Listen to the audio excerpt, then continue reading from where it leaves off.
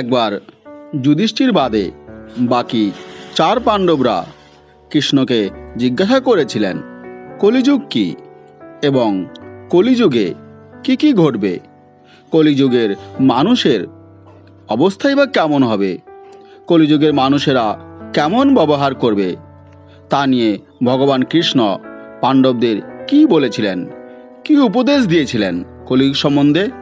চলুন বন্ধুরা, আজ জেনে নেওয়া যাক কলিযুগ সম্বন্ধে পাণ্ডবদের ভগবান শ্রীকৃষ্ণ কি বলেছিলেন।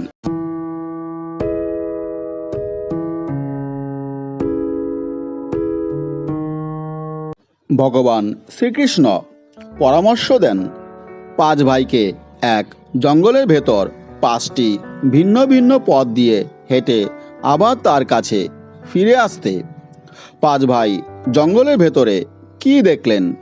যুধিষ্ঠির ওই পথে হেঁটে যাওয়ার সময় একটা অদ্ভুত জিনিস লক্ষ্য করলেন। একটা হাতি, কিন্তু তার